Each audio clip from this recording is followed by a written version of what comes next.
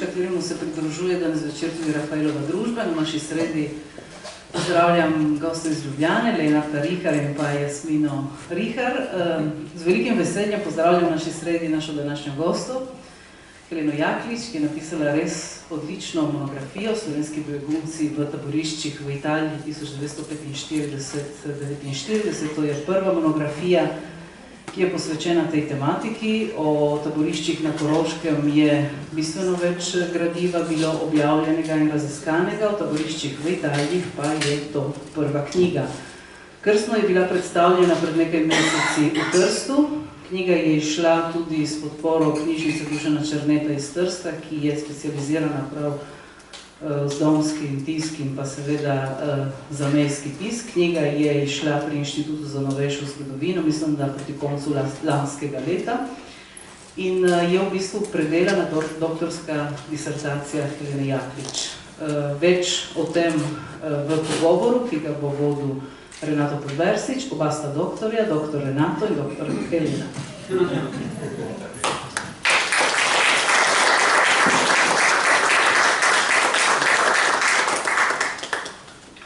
Dobro večer sem skupaj, tako domačinom kot gostom od drugod.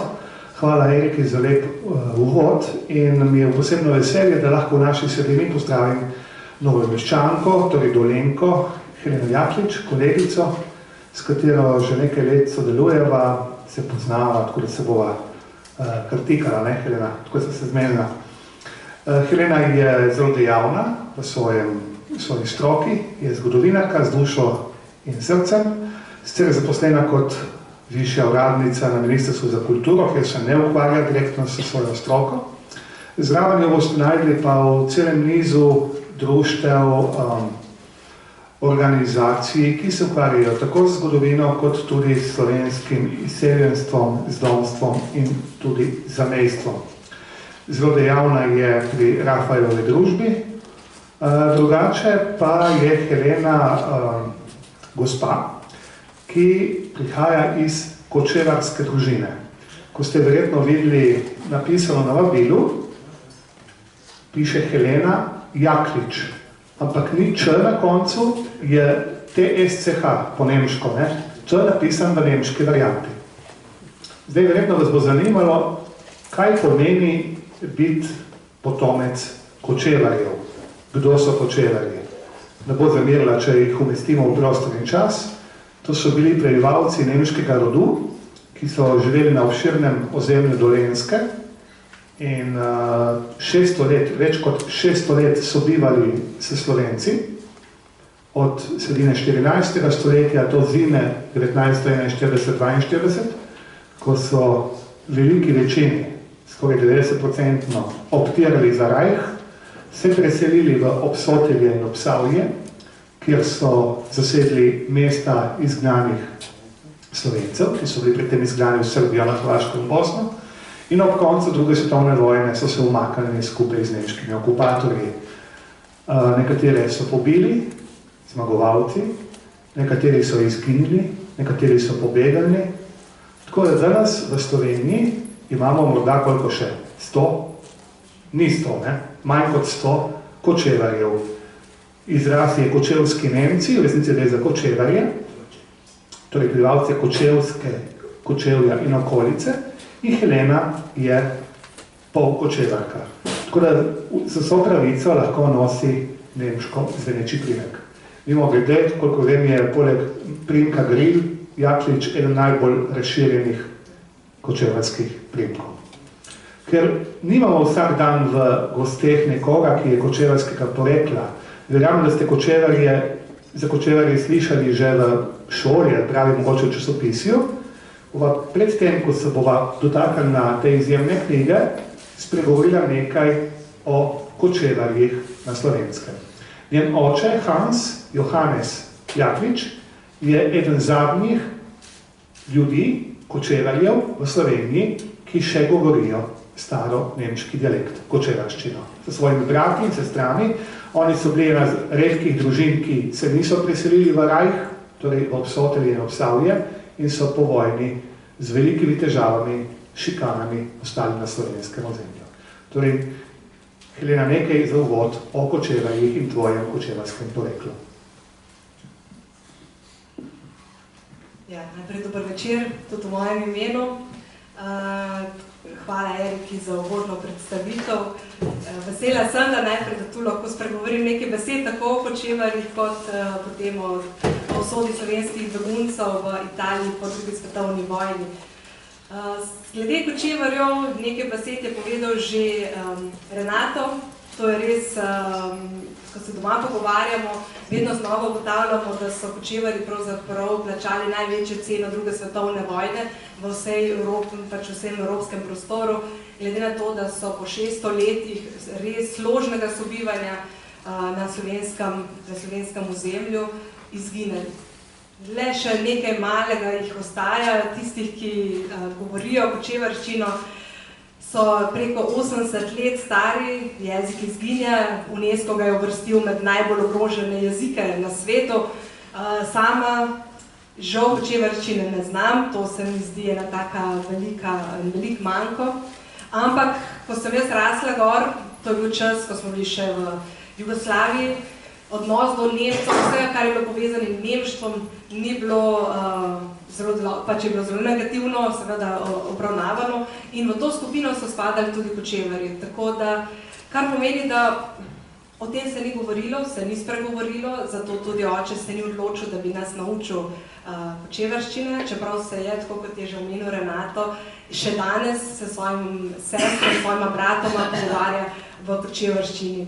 In nemalokrat se zalotam pri misli, strahu pravzaprav, ko pravijo, da se včasih na stara leta ljudem zgodi, da pozabijo vse, ostane jim samo še materni jezik. Moj oče je prvo slovensko besedo spregovoril, ko je bil star 6 let. Star je zdaj 78 let in ta misel, kaj če nastopi trenutek, ko bo spregovoril samo še v svojem maternem jeziku, v kočevarščini, kaj bo takrat? Res to je ena taka skrb, en tak strah, ki se mi zdi, da je tudi ga nosim v sabo. Drugače pa mogoče, sam tukaj še zaradi Kočevarji so bili res, tako kot je rekel Renato, v 14. stoletju so prišli v slovenska tla, tam en zemljevid, ker Renato mi je malo namignil, da me pa se pošlo naprej, da bo upam, da se malo vidi. Samo da dobite občutek, tam gore v Slovenija in tisti mali košček v sprednjem delu slovenske noge, naše kokoške, so tu živeli Kočevarji. 600 let, svoj vrhunec so doživeli konec 19. stoletja, ko jih je bilo okoli 25 000, potem pa so delili usodo Slovencev, šli so za trebuhom, za kruhom, mnogi, tako da ob res število padalo.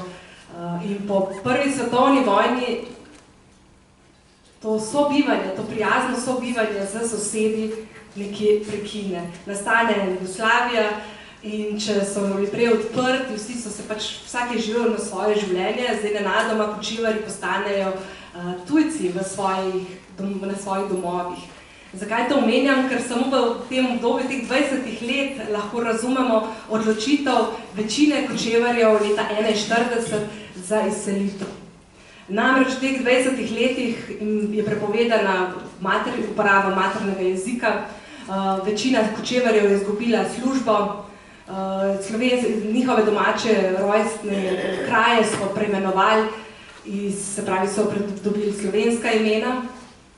Nemščina oziroma kočevarščina je bila resnično zelo preganjena, tako da danes še živi en gospod na Koroškem, Ludvik Kren, se ne bom predolga, ampak samo to porazumevanje tega, ki je, ko so peli fantje pod lipo, recimo so jih zaprli te fante, ker so prepevali kočevarščini za 3 dni.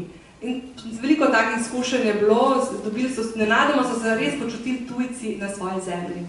In pride leta 1941, seveda pred njimi se odpira podoba velikega rajha, uspešnega gospodarstva, namreč mnogi Kočevarji so odhajali tudi med obema vojnama v Nemčijo, tam videli, kako se gradijo ceste, kako se širi gospodarstvo in vse to tam mladi, ki so odhajali tja, prenašali to navdušenje nazaj. In seveda to navdušenje je potem počasi nalezlo so se tudi drugi. Toda, ko je prišel trenutek odhoda, najprej je sledil popis. Vse Kočevarje, vseh 13 000, kot jih je bilo še pred koncem prve in druge svetovne vojne, pred njihovo izselitvijo leta 1941, je bilo malo nekaj okoli 13 500, jih je še ostalo 13 000. Najprej popis njihove lojalnosti do Hitlerja. To so se zelo slabo izkazali, tako da je bilo kar 12 000 Kočevarjev uvrščenih zgolj v skupino po narodnosti, češ narodnosti so prave, niso pa te politične zvestobe izkazali, samo 500 je bilo takih zvestih, navdušenih, res najbolj tisto pristnih. In tudi bolj, ko se je selitev približevala, težje je bilo. Mnogi so na koncu želeli preklicati svojo odločitev, so želeli ostati na svojih domovih, niso si želeli selitve, ampak odločitev je bila dokončna. Pred zadnjim trenutkom je Himmler še zadnjič dal dekret, morate odideti. Predstavljajte si stisko teh mojih prednikov po očetovi strani, ko so šli prvi na vlake, sploh niso vedeli, kam odhajajo. Šele 3 dni po tistem, ko so prvi vlaki odpeljali, so ugotovili, da odhajajo obsotelje, da pravzaprav odhajajo na prostor, kjer je Hitler prej spraznil slovenske hiše. In ta občutek je bil res, mnogi so potem po vojni pripovedovali, grozljiv. Čeprav, to pa je spet en tak lep trenutek, en tak lep zgodovinski moment, mogoče. Kočevarji, ko so jih naselili v slovenske hiše, so za te hiše skrbeli kot za svoje. In marsikateri Slovenec, ko se je potem vrnil nazaj, je našel po 3-4 letih te hiše ohranjene, zemljo obdelano, in ne malo kdo je bil tudi hvaležen in so se potem še dolgo zahvaljevali in ohranjali te stike z Kočevarji. 95% Kočevarjev se je potem leta 1941 res izselilo, samo nekaj 100 jih je ostalo.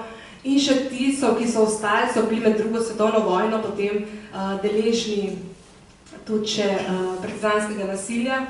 Tako je stric in njegova žena od mojega očeta sta bila pokončana z krampom v gozdovi svoje domače hiše, ki so tudi ostale namreč na svojih tleh. Da je bilo hudo, smo mi sklep ugotovili. Dolgo leta sem se spraševala, zakaj je star oče ostal. Zakaj ni šel? Imel je res 4 majhne otroke, ampak tudi drugi so imeli majhne otroke. Verjetno nekaj v njegovem karakterju, neka navezanost na zemljo, ta pokončnost, ki jo je nosil v sebi, tudi potem, ko sem bila majhna, sem rasla s tem. In šele pred leti smo našli v podstrešju pri teti, ker teta živi, dopis, odgovor nemškega veleposlaništva iz leta 1943, ki je kazal na to, da je tudi star oče zaprosil potem za preselitev. Ker je bilo nasilje, ki ga je vsakodnevno srečeval v svojem okolju, preveliko. In pač takrat so nemško veleposlaništvo je selitev zavrnilo, tako da je potem res ostal in kot je rekel Renato, to bi lahko oče vam pripovedoval, koliko krivic, koliko hudega so po drugi svetovni vojni doživeli kot Kočevarji. In ne le kot Kočevarji, tudi kot katoličani, namreč Kočevarji so bili res zelo verni ljudje, katoličani, in moj star oče se v tem nikoli nič razlikoval. In ta vzgoja je bila res taka pokončnega moža, podjetnika, tudi privatnik je bil, skratka vse 3 slabe stvari jih je imel, kar jih je lahko imel. Kočevar je bil, podjetnik je bil, pa še veren je bil, se pravi, in je bil seveda deležen številnih šikaniranj. In da nam res predolgo v tej točki. Tudi pred leti smo ugotovili, da so bili Kočevarji, ki so tu ostali, da jih je Udba ves čas spremljala, tako da moj oče je tudi šokiran ugotovil, da do leta 1986 so spremljali tudi našo družino oziroma očeta in s tem tudi nas vse.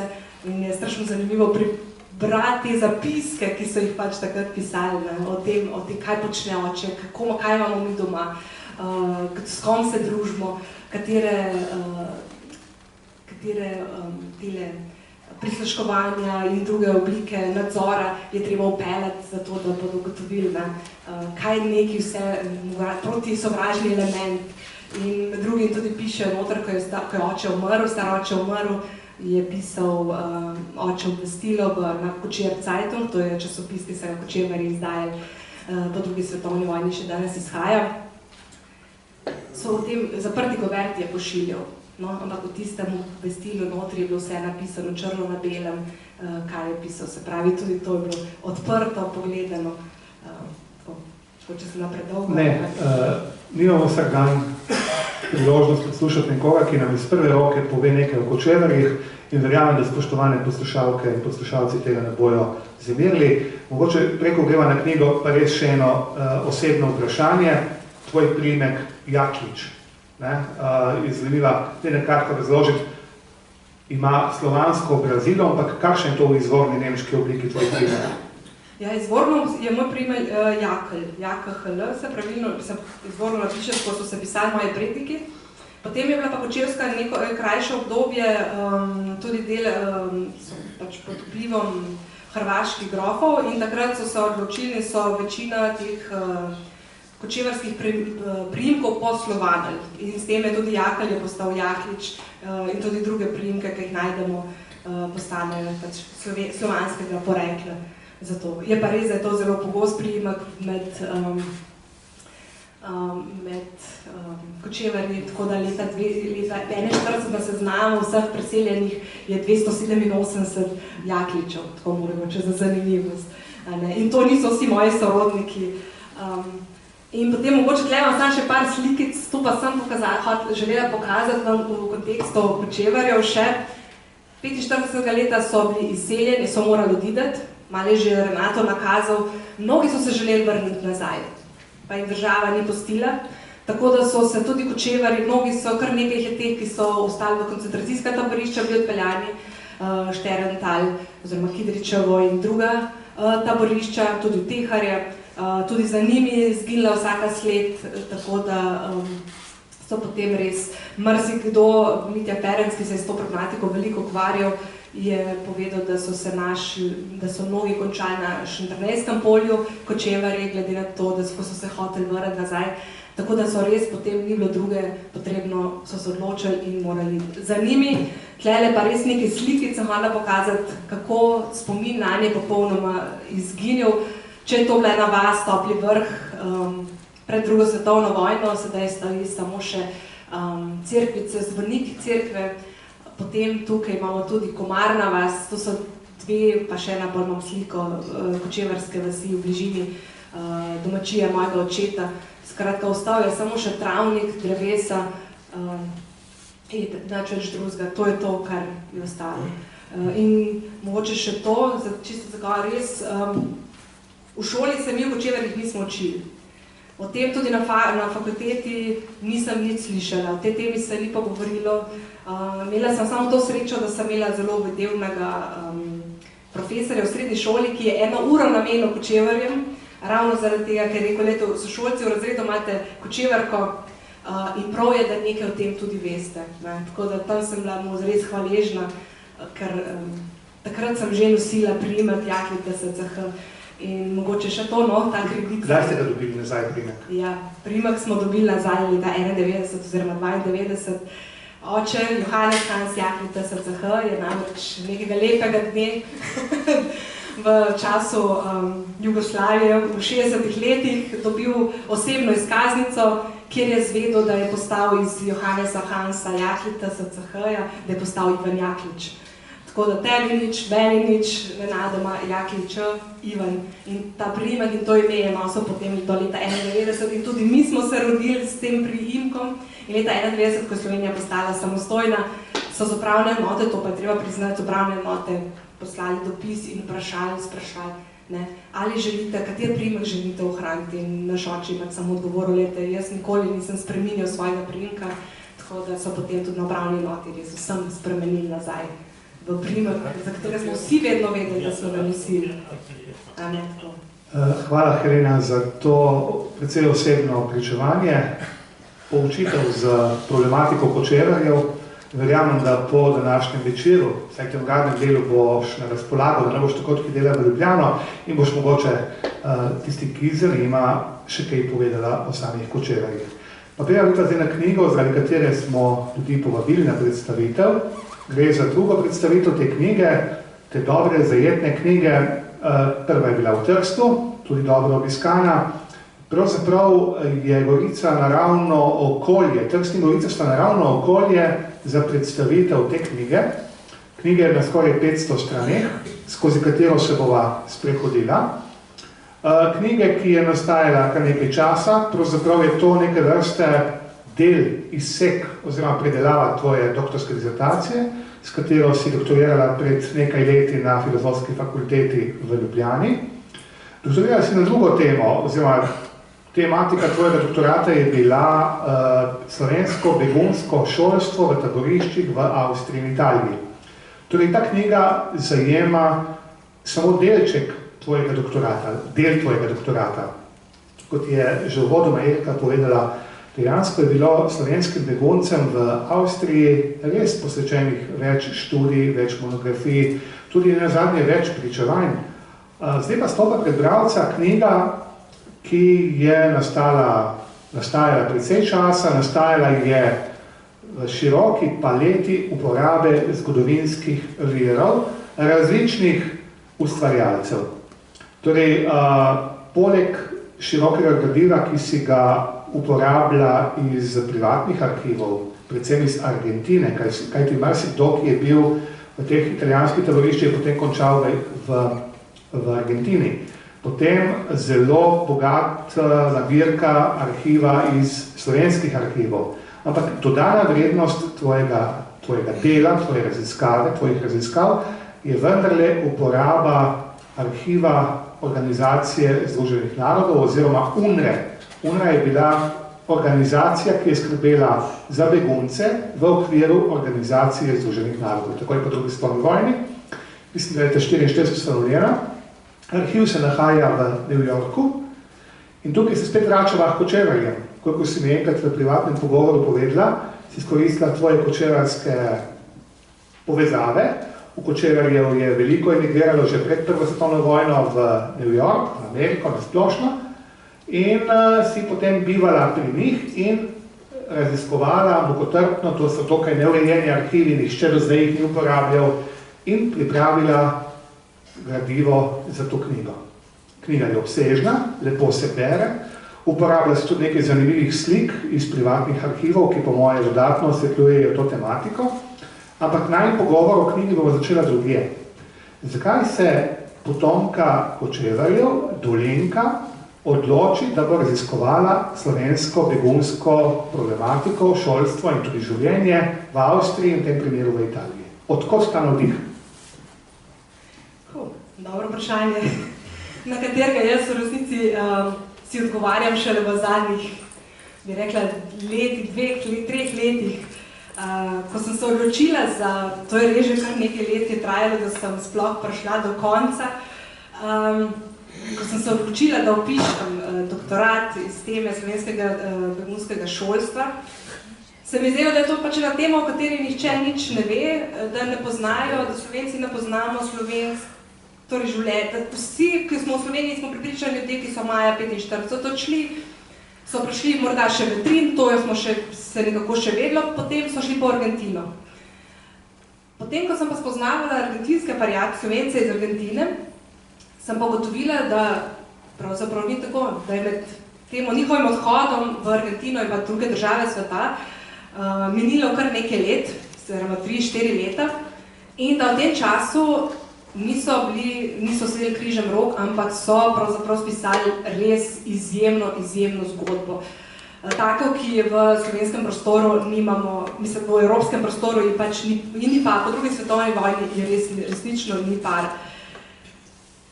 To so toga tema, jaz sem se lotila, spoznavala sem vedno več taboriščnikov nekdanjih in še vedno nisem vedela, zakaj pravzaprav, mislim, ko so me spraševali, Kalena, ampak te pa vas doma kakšnega domobranca, je bil kdo ubit, so kdo od vaših odšel v Trin, odšel v teh taboriščah, našel to pot. In odgovor je bil vedno znova ne. Na naši strani, v moji družini, nimamo domobrancev, nimamo partizanov, nimamo nikogar, ki bi šel v Trin. In šele pred res, po mojem dvem, verjetno se vam bo zdelo tako malo, kako je to mogoče, ampak res mogoče pred letom ali dvema, mogoče še manj, sem pa gotovila, v resnici so tudi kočevari na nek način delili isto usodo. Maja 1945 so ravno tako odšli v svet. Moram zapustiti svoje domove. Jaz sem svoje sorodnike po očetovi strani prvič v življenju videla leta 1997. Takrat, ko sem prišla v resnici v Ameriko, v New York in jih obiskati.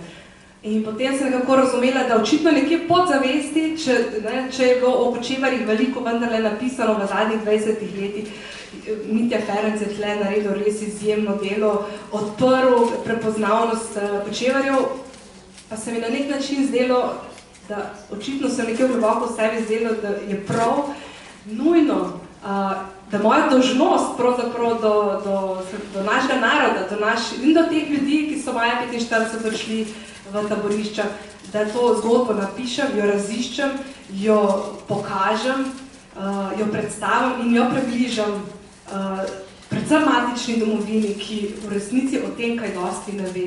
Če rečem nič, skoraj ne pretiravam.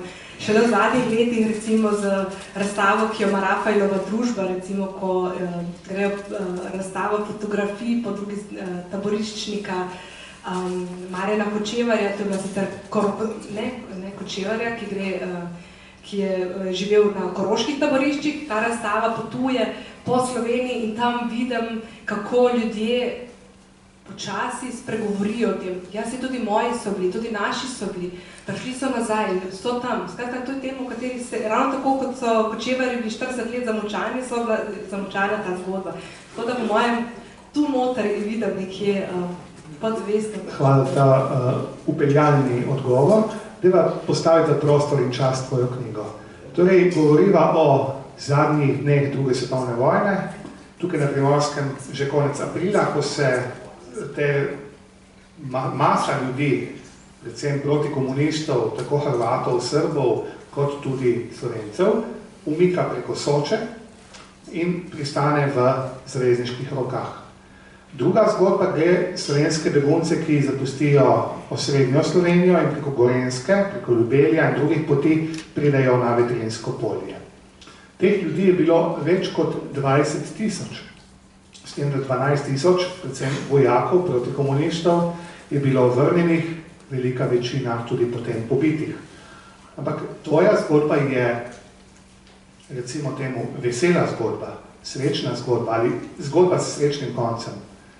Tukaj je to številčno maso ljudi, ki je preživela, ki ni bila vrnjena, so bili v glavnem civilisti in nekaj tistih protikomunističnih vojakov, ki niso bili vrnjeni v Jugoslavijo, so tako preživeli.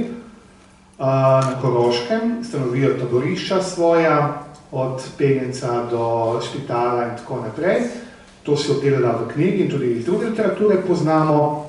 Manj je poznana pa zgodba, kot sva že rekla, tisti, ki so bili bodisi prepeljani iz Koroške, ali so se ob koncu aprila, pred njim maja, maknili preko Soče v Italijo, ali so pa potem kapljali počasi posamezno še tja celo leto 1945 v italijanska taborišča. Teh je bilo približno, kot ugotavljaš, okoli 5000. In to je tematika tvoje knjige. Velika večina teh je potem končala čez morje. Torej nekaj v Ameriko, Severno, Kanado, Združene države, velika večina pa v Argentino, kjer je tudi bilo veliko tvojih, recimo, resursov za pripravo doktorata, torej privatnih, družinskih, osebnih arhivov. Ampak nekaj teh beguncev, političnih beguncev, ki so bili v italijanskih taboriščih, je tudi se vrnilo na Primorsko, Gorico, predvsem pa v Trst, recimo Martin Jevnikar, Vinko Beličiš, ne smemo pozabiti Jožeta Peterlina. To so bili ljudje, ki so dejansko kulturno zelo bogatili ta prostor. Torej, v čem vidiš ti ta fenomen slovenskih begunskih taborišč v Italiji? Od Moniga do Ebolija, Serviljana in tako naprej. Pravzaprav, koliko je bilo teh taborišč?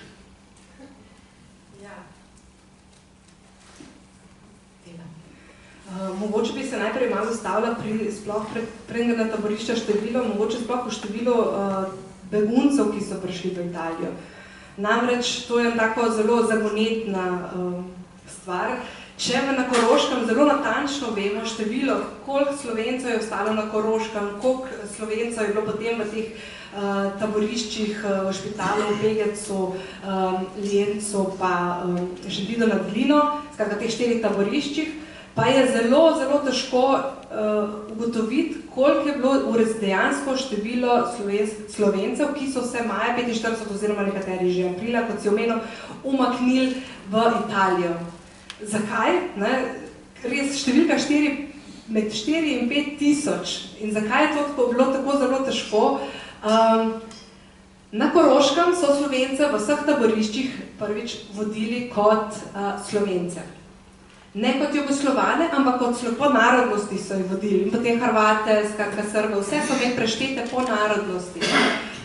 Na drugi strani, v Italiji tega ni. Slovence pravzaprav vodijo ves čas pod oznako Jugoslovani. Zelo redko najdemo dokumente v UNRI, kjer bi bila oznaka Slovenci. Zdaj se bolj slabo vidno, žal. Potem je to, zdaj kako si pomagati, se pravi, to je ena stvar. Druga stvar je, ko so prišli Slovenci na Koroško, so tam bili v teh 4 taboriščih. Oziroma kasneje v 3, oziroma potem celo v 2. In se niso premikali, jih niso selili.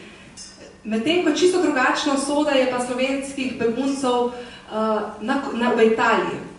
Veste, poprečno se je slovenski begunc v Italiji selil 6-krat.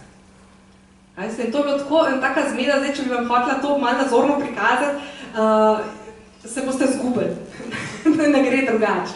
Ker recimo, če grem samo sledimo tej največji skupini, ki je prišla, najbolj strnjeni skupini, ki je najbolj homogena bila, tudi številčno najmočnejša, ki predstavlja to središče slovenske taborišče skupnosti v Italiji, ki tudi potem v Munigu ustanovi slovensko begunsko gimnazijo. Recimo teh je bilo okoli 1100-1200, kasneje do 1300 so prišli, ampak ko so prišli z Koroške, so jih najprej pripeljali v Videm. Iz Vidma, tam so bili 3 dni, iz Vidma so jih pripeljali v Munigo. V Munigu so bili potem naslednje 3 mesece. Iz Muniga jih peljali v novo taborišče v Forli, iz Forlija v Servigliano, ampak ne vseh, ker je bilo v Servigliano taborišče, ki še ni bilo pripravljeno za sprejem tolikšnega števila beguncev, taboriščnikov, so peljali deli še v Modeno, deli v Recione, deli jih je ostalo v Forliju, skratka res del pa še v Senegalijo. Potem kasneje so del teh taboriščnikov zopet poslali nazaj v Servigliano. Tu so bili nekje 1 leto, in zdaj spremljamo samo res to največjo begunsko skupnost, okoli 1300 Slovencev. Potem grejo pa te zopet celijo še v Senegalijo, tudi te, iz Senegalije pa potem spet nekaj grejo drugam, potem pa iz Senegalije v Banjoli, to je bilo pa res ta zadnjo tranzitno taborišče, ki je bilo že odskočna deska potem v svet, ampak tudi še ne. Še eno skupino, potem pa peljejo še v Nemčijo, Fallen Boston, se pravi še tista pot naprej. In enako potem so tudi v drugih taboriščih, imamo tu zdaj po številu res zelo težko, so bila taborišča, kjer so bili večje skupine Slovencev, kot je recimo Recione, Eboli, potem imamo tu najmanj takih, da so bili še skupina 50 Slovencev, najdemo v taborišču v Jesiju, potem imamo Barleto, tako taborišče v Barleti. V Senegaliji recimo so bili taboriščniki v 2 taboriščih, so imeli Senegalijo 9, pa Senegalija 7, skratka 2 taborišči obstajata. Potem imamo še taborišče v Tranju, Lamje kampu, potem je to še, sem kakšnega pozabila, v Forli sem pa že omenila. Skratka, res to so bile tak pregled teh taborišč, kjer je bilo 50 v Jesiju, ampak potem recimo Recione 400 slovenskih beguncev. Tako da res, in to, da se vrnem vseeno še po tej številki, zanimivo je to, kako zdaj torej ugotoviti, koliko Slovencev je kje bilo, koliko Slovencev je bilo pravzaprav v teh taboriščih. Zelo dobro in zelo veliko pomoč so na nek način dokumenti UNRE, čeprav se ne zdi na prvi pogled, ampak ko so bili Slovenci v Servigliano, so bili pravzaprav edini narodna skupnost, razen nekaj Hrvatov, ki so bili v tem taborišču. Spravi, to je bilo pravzaprav slovensko taborišče. In potem vemo, tam noter so pod evidenco Jugoslavije vodili 1300 ljudi, se pravi 1300 Slovencev. Potem veliko pomoč, recimo, so bile volitve. Slovenci so namreč v taborišču volili svoje taboriščno vodstvo, svoj taboriščni odbor, tako da tudi tam potem vidimo rezultate, koliko je imelo volilno pravico in potem spet, toliko je bilo odraslih. Potem je tu še en dokument, ki sem ga bila jaz strašno vesela, zato ker mi je povedal ne le o tem, koliko ljudi je bilo recimo v tem največjem taborišču, ampak mi je povedal tudi strukturo. Je bil to en poseben dokument, in sicer oktobra 1945 so se Slovenci v taborišču v Srbiljanu zaobljubili Materi Božji in se v tej zaobljubi tudi napisali, da če se bodo srečno vrnili nazaj v svojo domovino, da bodo tam vzpostavili cerkvico v Zgornji Šiški kot zahvala. In potem so po barakah zbirali podpise, se pravi, vsaka baraka je potem so se podpisali, napisali, marsikdo je tudi napisal, odkot prihaja in tudi, kaj je po poklicu, oziroma kaj je bil doma. In vse to je res eno tako bogatstvo, potem na bogatstvo vera za zgodovinarja, da vidi, kaj in kje je bilo. Ampak med tem begunci, ki so po drugi svetovni vojni zapustili domovino, Slovenijo v tem primeru, šli po svetu, je bilo veliko intelektualcev, tudi ti jih opisuješ, advokati, ekonomisti, duhovniki, profesorji, skratka, cela paleta intelektualnega razreda Slovencev, ki nam je zmanjkala, zlasti v srednji Sloveniji po drugi svetovni vojni. Kakšna je bila vloga teh, recimo temu, narodnih voditeljev ali pa intelektualcev med samimi begunci? Ja, brez njih pravzaprav, po mojem, slovenski begunci ne bi spisali tako izjemne zgodbe, tako drugačne zgodbe napram drugim narodnostim. Točno tu se je pa res videlo, zakaj je tako drugače, zakaj so Slovenci kljub majhni številki uspeli narediti nekaj neverjetnega, tako na področju kulture v taborišču, kot na področju recimo šolstva, kjer so še posebej izstopili. Res maja 1945 je Slovenija izgubila res politično, kulturno, gospodarsko elito in ta elita je potem res prišla tja in to je bila res njihova največja vloga, da so znali, to so bili res možje in žene širokega pogleda, širine, te narodne zavednosti, te sposobnosti organiziranja, tega angažmaja, ki so ga želeli predati tudi, ali pa živeti tudi tle v teh begunskih skupnosti. Tu je bilo njihova ta zavedanje, da je treba kot narod v takih najhujših trenutkih, kar so to doživljali, ker ne, da so le izgubili domovino, praktično ni bilo, sploh na Koroškem, ni bilo človeka, ki ne bi izgubil nekoga konec maja 1945, ko so vrnili domobrance. Tudi v Italiji so slovenski begunci s strahom pričakovali, a so tudi, ko so prišla do njih novica o tem, da so domobrance vrnili, jih je celo takratni muniški taboriščni vodja prav okaral, ker ko so oni prišli povedati, kaj se je tam zgodilo, pa je rekel, to je komunistična propaganda, kako je lahko nasedate? Veste, da niso vrnili nazaj 10,000 mož v smrt. Potem se je že izkazalo, da je to bilo drugače. S tem tvojim razmišljanjem si že nakazala ost pogovora. Kakšen je bil pogled taboriščnega vodstva oziroma zavezniških oblasti v tedajši zasedeni Italiji na, v tem primeru, slovenske begunce? Zelo različen. Pravzaprav je bil, sprva je bil zelo skeptičen, namreč begunci so sabo nosili to reklamo na narekovaju jugoslovanskih oziroma slovenskih oblasti, da so to izdajalci. In počasi so potem ugotavljali, da to so res zelo pokončni ljudje. Tako da res nekatere taboriščni vodje so se potem zelo dobro razumeli z slovenskimi begunci, prepoznali v njih to širino in to zmožnost samoorganiziranja, to zmožnost zapolniti taboriščno življenje z najbolj plemenitimi stvarmi. Da je bilo In marsikdaj so potem nekateri taboriščni vodje delali tudi razlike. Tako imamo recimo v Barleti, ko je bilo v taborišču, so bili tako Slovenci kot Albanci in recimo Poljaki, to so bili 3 take večje skupine, so recimo Slovenci imeli prosti shod, ni bilo treba pridobivati soglasje za to, da so zapustili taborišče, medtem ko ostale skupine, narodne skupine, Poljaki, Albanci so ta dovoljenja recimo morali pridobiti. Na drugi strani je pa spet so bile taboriščne vodje, predvsem so nekdanji taboriščniki vedno znova mi omenjali enega taboriščnega vodjo, kjer Borela se je pisal, Borel je bil, kot nekoga, ki je bil zelo negativen, ki je bil, govorilo se je po taborišču celo, da naj bi med drugo svetovno vojno naj bi bil Titov zvezni oficir, ampak to pač ni bilo nikjer otipljivega ali pa dokazljivega, ne. To je bolj ta njegov odnos, ki ga je kazal do slovenskih beguncev, ki je bil zelo strog, ki je bil zelo omejevalen v kulturnem življenju, njihovem prosvetnem, tem šolskem življenju, tle se je pa potem videlo.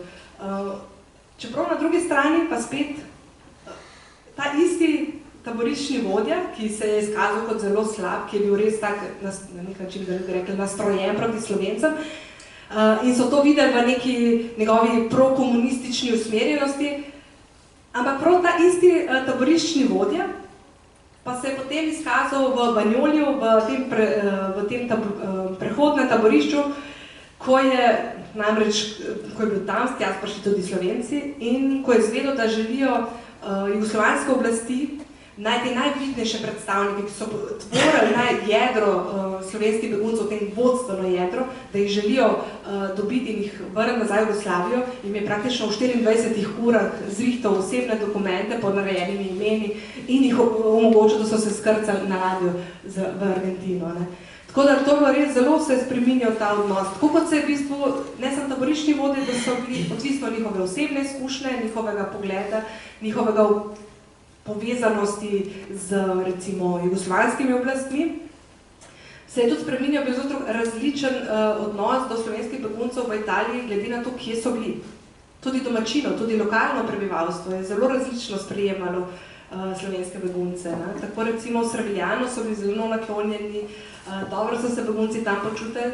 Ko so prišli v Senegalijo, je bil tam komunistični župan, ki pa zelo negativno kampanjo recimo proti slovenskim beguncem vodil.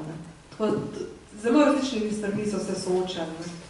Te stvari opisuješ zelo podrobno v knjigi, vabim poslušalke in poslušalce ne vzamejo v roke, se jo splača prebrati. Mimogrede, šla je kot 34. knjiga v ugledni zbirki Spoznanja pri založbi oziroma pri Inštitutu za novejšo zgodovino v Ljubljani. Zdaj pa o teh stvareh, o katerih si nam pripovedovala. To niso zgodbice. Knjiga je zelo bogata z arhivskimi viri, z opombami. Kje si črpala, nekaj smo že uvodoma povedali, ampak kako si prišla do teh podatkov, da si lahko rekonstruirala zgodbo o slovenskih beguncih v Italiji? Kje si črpala vire? Recimo, bi predvsem te prosil, da poveš, predstaviš ta znameniti ali, mislim, da si prva slovenska zgodovinarka, ki je raziskovala v arhivu UNRE v New Yorku. Ja, bom začela na drugem koncu.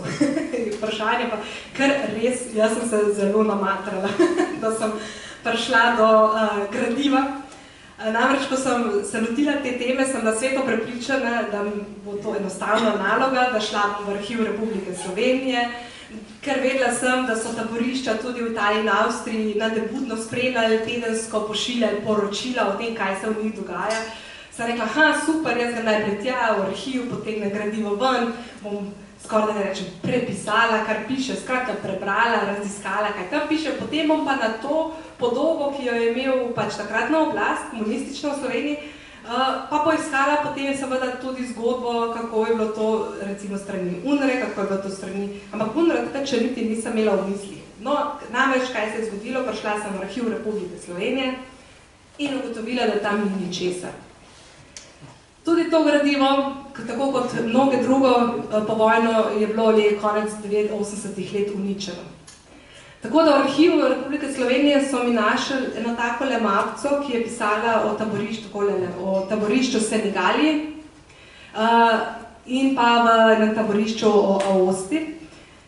Ravno dovolj, da sem potrdila to, da so res redno spremljali, kaj se dogaja, da so popisovali ljudi, ki so bili v taboriščih, še posebej te glavne nosilce, kot so bili recimo na začetku pač seveda Baragaj, potem pa Petrlina, Oreharja, skratka vse to, ali pa v Bajuka na Koroškem. Kaj zdaj? Jaz sem si strašno že pač nekaj, zdaj tole pač novo nič, a ne?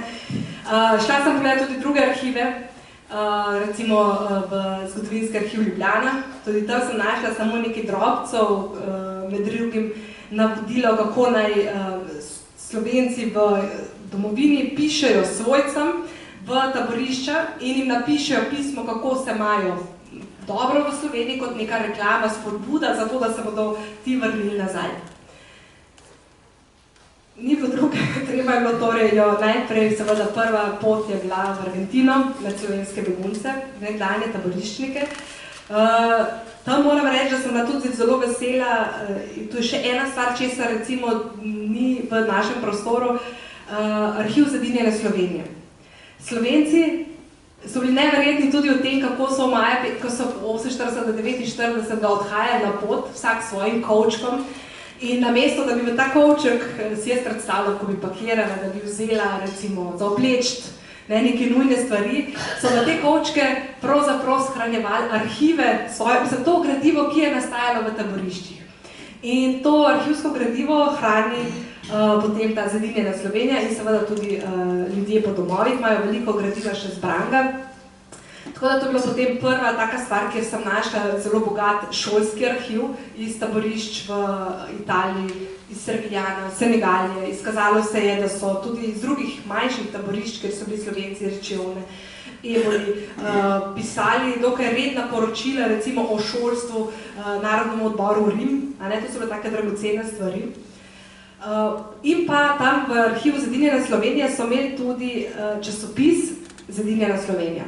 To je bil pa res tudi še eden zelo pomemben v našem prostoru, v slovenskem prostoru, ni izvoda, tega gradiva ni, tako da je pravzaprav po mojem tudi zelo redko, verjetno Zedinjena Slovenija ima še resnici po mojem edina ohranjen celoten časopis. To je bil namreč osrednji časopis, Zedinjena Slovenija je osrednji časopis slovenskih taboriščnikov v Italiji, ki je izhajal prav v tem osrednjih taboriščih, kjer so bili največja slovenska skupnost. In kar je fenomen, je to, da je ta časopis izhajal od septembra 1945 neprekinjeno do februarja leta 1948. In to je res eno bogatstvo opisovanja življenja v taboriščih. Seveda ga je treba brati zelo skrbno, ker vidiš, da so določene stvari cenzurirali, samo cenzurirali, namreč za razliko v Avstriji, kjer so slovenske časopise cenzurirali, Zedinjena Slovenija tega osrednjega časopisa v Italiji ni bil nikoli deležen zunanje cenzure, oziroma ko je to navodilo prišlo, je bilo že leto 1948 in je bilo že konec. Je časopis že nehal izhajati, ker so Slovenci že odšli. Tako da, ampak tle noter so ti drobci, tega je, to predstavljate, da si vsak dan je izhajalo, razdeljeni v 3 poglavja, 3 dele je imel, 2 lista, sta bila večinoma najprej o svetu dogajanje v domovini in pa potem v taboriščih. To je bilo treba vse prebrati, to sem jaz čisto stran za stranjo prebrala in vsakega dneva te drobce pobirala in poskušala rekonstruirati življenje v taboriščih. Ampak se veste, kako je zgodovinar, to je vseeno, to je pač en arhiv, en pogled, ki je takrat nastajal. Noter je bilo veliko pomenjeno, kako je bilo za vodstvo taboriščno navdušeno nad Slovenci, kako je bilo nad njihovimi predstavami, skratka vsem, kar so počeli, razstavami. In pa se zdi, mogoče je to subjektivno seveda do sebe človek je pač manj kritičen. In zato se mi je zdelo potem zelo pomembno pa tudi iti v arhiv UNRE, arhiv, ki se ga omenjal. To je pa res, to vam pa povem, to je pa muka. Zakaj? Ta arhiv je popolnoma neurejen. Očitno tako, kot so ga spakirali leta, pač ko so šli na ono stran, tako so ga zložili v škatle, te škatle dali na police in tam stojijo. In še to smolo imamo, oziroma ko prideš tja, ker je popis izredno slab, praktično, ne vem, če si kdo ima od vami izkušnja teh arhivskih škatl, to je približno tako debela škatla, kjer so pač gradiva listi noter. Zdaj pa lahko je v enem škatli je lahko vse recimo o taboriščniku Franclu, lahko je pa v tej škatli o taboriščniku Franclu, o prehrani v tem taborišču, o zavezniški upravi nekje čisto na jugu Italije. Na mapci pa piše taboriščna uprava na jugu Italije. Nič od tem, da je v tem gradivu mapci še Francel, pa še kakšno, In zdaj prideš tja, seveda časovno omejen, jaz sem lahko bila čisti 14 dni, sem imela razpolago, 5 škatel na dan lahko pregledaš. Tako je tudi pa nas v našem arhivu. In jaz sem prišla, zdaj si pa predstavljala, da dobite škatlo, kjer nič not, nič uporabenega. In vi imate lahko 5 škatel v pregledanju pol ure in danjem in potem nič več naprej. Kaj zdaj? In sem imela tudi tam res izjemno srečo, da je delal en Jamajčan, en gospod, ki je na koncu zaslužil, sem mu prinesla tako ogromno darilo, zahvalo. Namreč, kaj je ta gospod? Ta gospod je kar nosil škatlo za škatlo, tako da jaz sem v tistih 14 dneh, ne bom rekla pregledala, ker bi se zlagala, ampak preslikala s fotoaparatom 120 škatel. Tega, se pravi, vse, kar je malo dišalo po možnosti, da bi bilo kaj o naših Slovencih noter, sem dobila, poslikala in potem, ko sem prišla, in k sreči sem to poslikala, ne skopirala, ker tega je 10-15 pa stiklo zdaj na sprintanga gradiva, ker sem potem to prišla v Slovenijo, vse sprintala in potem začela res zopet stran za stranjo pregledovati še arhiv UNRE. In tam, kar mi je bilo pa najlepše ob vsem tem, pa je to, da sem videla, da tudi taboriščni vodje, tudi zavezniške uprave so slovensko begunsko skupnost doživljale na podoben način, kot so sami Slovenci pripovedovali. Zelo pozitivno, začudenjem, da je lahko taka skupina ljudi, tako majhna pravzaprav napram drugim skupinam, tako organizirana, da lahko recimo iz nič obrtniki naredijo čudovite izdelke, da lahko na šola res pokaže svoje najboljše znanje, kar ga je resnično visoko znanje. In ko pa to preberaš v teh UNRInih arhivih, pa vidiš, da je res stvar v tem smislu neverjetna. In da je to ta velika dodana vrednost ravno tega arhiva o OZM-u, ker pokaže zunanji pogled na slovenske begunce, taboriščnike. Mislim, da si nas skoraj okužila s svojim navdušenjem, pripovedovanjem, poznavanjem, pregledanjem gradivom, nas tudi hkrati povabila, da vzamemo knjigo v roke, ampak ena pomembna stvar, ki jo v knjigi oziroma se nanjo naslanjaš, so pričevanja. Pričevanja nekdanjih taboriščnikov. Retorično vprašanje. Kako si prišla z njimi v stik, kdo so ti nekdanji begunci, kaj so ti povedali, ali bi kaj posebnega izpostavila v njihovih ustnih pričevanjih, je kakšna rdeča nit, ki se vleče od pričevanja do pričevanja? Ja, prva je bila seveda zopet Argentina. Tam sem kar nekaj prijateljev, nekaj Slovencev, ki so se z Argentine preselili v Slovenijo in sem se tam z njimi spoznala. Tako da sem imela veliko srečo, da sem ta prvi stik imela že tu v Sloveniji in potem sem šla seveda v Argentino. Tam mi je izjemno pomagala gospa Alenka Prijatelj. To je hčerka oziroma hči ravnatelja Ivana Prijatelja. To je bil ravnatelj Slovenske begunske gimnazije v Italiji, te osrednje slovenske gimnazije. Potem, ko je dr. Baraga skupaj z ekipo, že prej naštetih, pa še nekaterih drugih, šel v Trst, je prevzel potem skrb Ivan Prijatelj in to njegova hči je potem mi odpirala vrata k nekdanjim slovenskim taboriščnikom. Namreč, še vedno po vseh teh desetletjih je čutiti, bilo sploh ta prvič, ko sem prišla, sem je začutila zelo vseeno zadržanost. Nekdo, ki pride iz Slovenije, velikokrat so se že opekli, ko so odprli svoje srca, ko so odprli svoje domove, je potem so nastajale knjige, kot je Sramota umira počasi in jih seveda ta previdnost je bila čutiti na vsakem koraku. Potem, ko so pa videli, da resno mislim, da res želim pokazati to podobo, so mi pa res zelo veliko ljudi sprejelo svoje domove, kar mi je bilo pa zanimivo, in to sem bila potem 3-krat v tem času v Argentini, vsakeč po 3 tedne se s temi nekdanjimi taboriščniki srečevala. Zelo sem bila vesela, nekateri taboriščniki so vodili tudi dnevnike. To je posebno dragoceno, zato ker so nastajali takrat, v tistem času, ko se je stvar dogajala.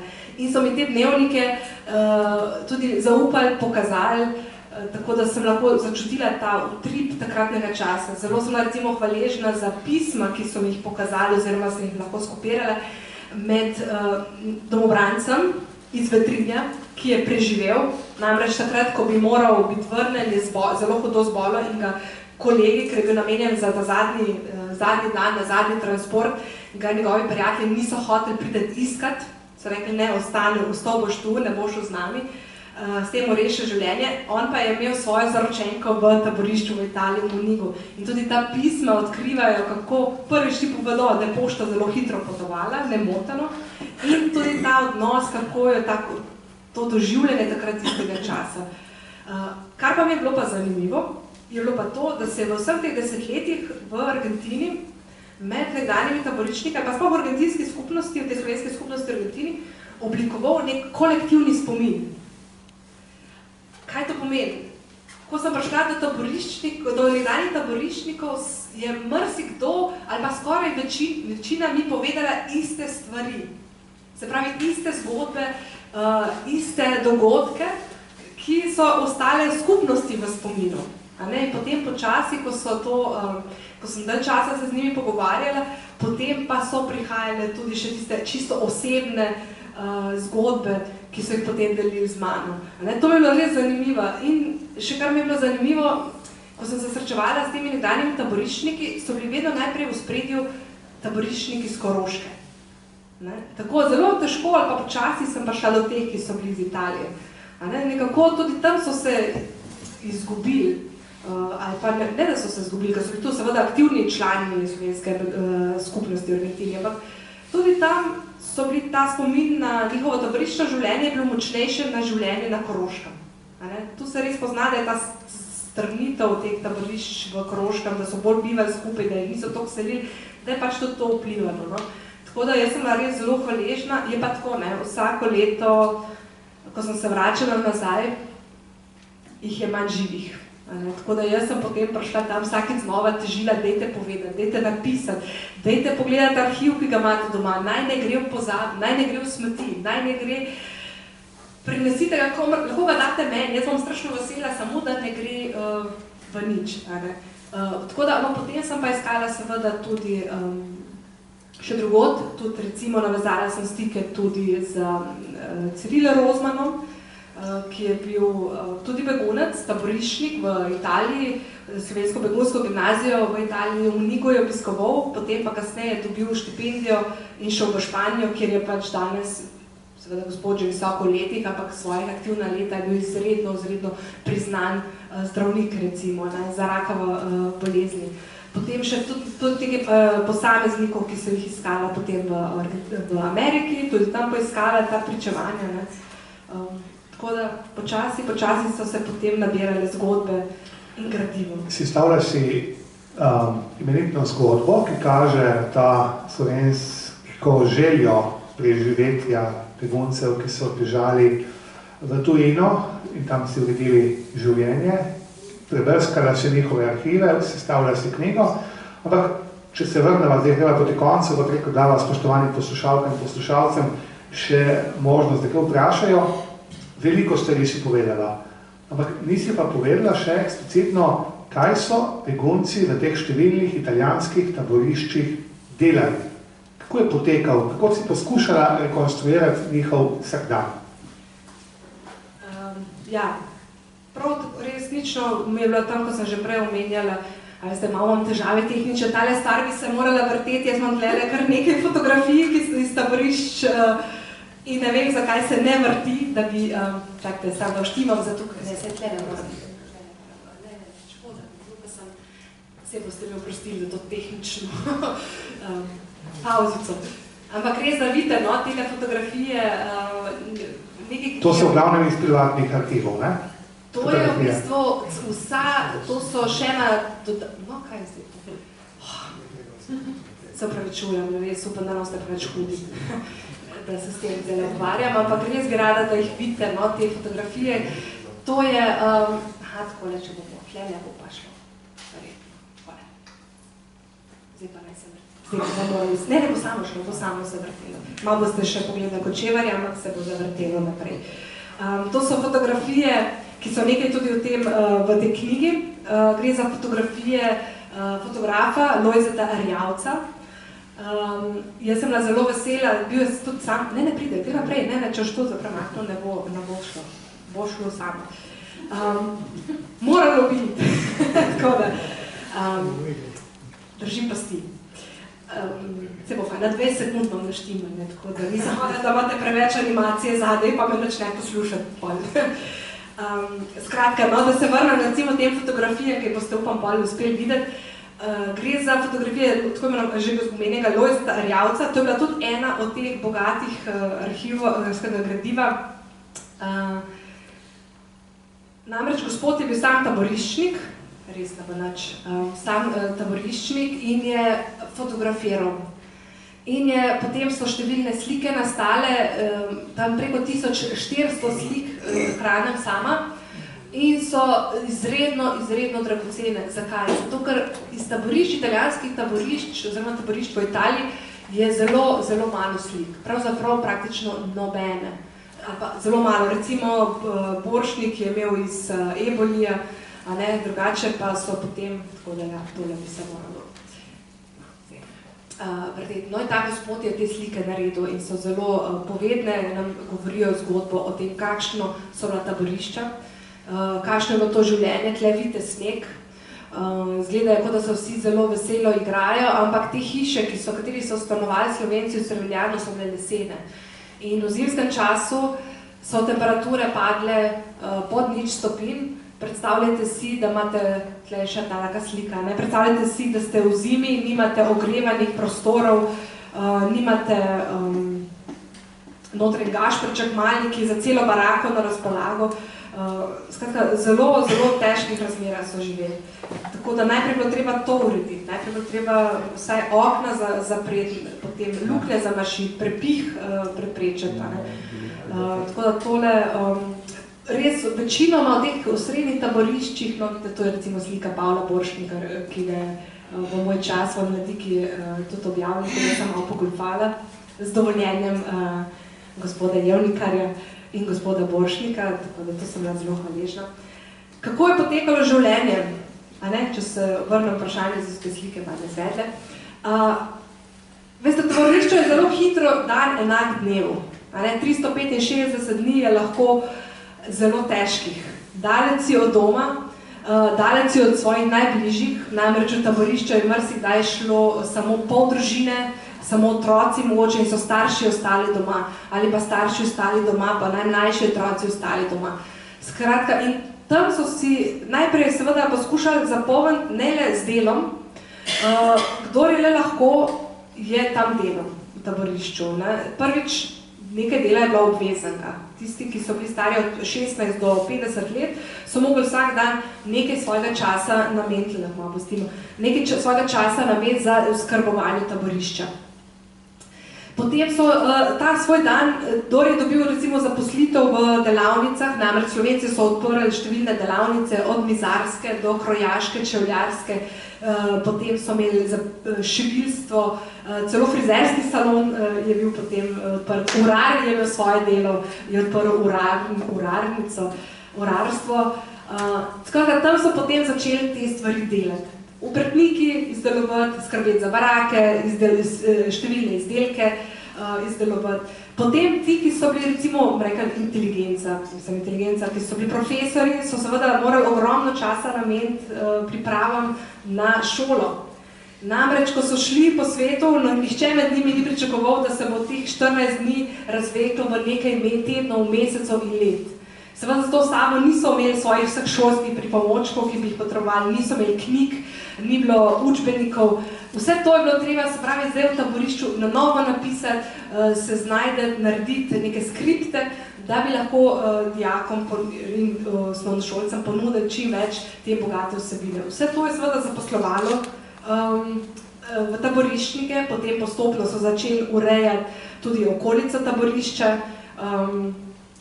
kakšen manjši vrtiček je nastal, zelo, Slovenci so sploh v Italiji, je bilo to večkrat poudarjeno, so na oknih pa tudi tam posadili rožmarin, nageljne in na ta način so skušali, kot so sami rekli, vsaj približno ustvariti taborišče kot neko podobo slovenske vasi. Ta občutek domačnosti, tudi preko cvetja, rož, ki so jih videvali na domačih vrtovih. Bilo je pa si predstavljate predelke, ki so jih posadili, zaradi teh pogostih selitev, marsikdaj teh predelkov niso mogli pobrati, so ostali potem naslednjim taboriščnikom. Tako je potekalo življenje. Dijaki so seveda hodili v šolo, osnovnošolci spet v ljudsko šolo, potem je pa tudi v teh taboriščih so Slovenci izredno bogato kulturno, kot sem že večkrat danes omenila, življenje izpostavili. Od literarnih večerov, od družinskih večerov, to so bili večeri, ki so jih prirejali po barakah in to ni samo ena družina, da bi se dobila. To je recimo, cela baraka se zbrala, tam so imeli kakšne pevske nastope, predavanja, debate na določeno temo, ker so želeli, da si ljudje razvijajo čut za argumentirano debato, za argumentiran pogled na branjenje svojega mnenja. Potem so recimo v teh družinskih večerih imeli recitacije. Skratka, vse to so pač po barakah. Pa so imeli prosvetne večere. To je bil prvi prosvetni večer, je bil organiziran že 20. maja 1945, se pravi le nekaj dni potem, ko so slovenski begunci prišli v Monigo. In glavna pobudnika teh prosvetnih večerov sta bila Jože, profesor Peterlin in pa Vinko Beličič, ona sta tudi prvi večer pripravila. Potem so v taboriščih recimo ogromno predavanj organizirali. Tudi to je nekaj, kar je zapolnilo čas. Imeli so gledališke skupine. Recimo v Serveljanu, oziroma v tem Monigo Serveljanu, v tem največjem taborišču je bil ustanovljen slovenski gledališki oder, ki je imel preko 80 igralcev, so bili zadolženi na 4 skupine, so jih razdelili in vsaka skupina je mogla vsak mesec pripraviti eno igro, ki se potem predstavila. Se pravi, to so bili 4 različne igre vsak mesec.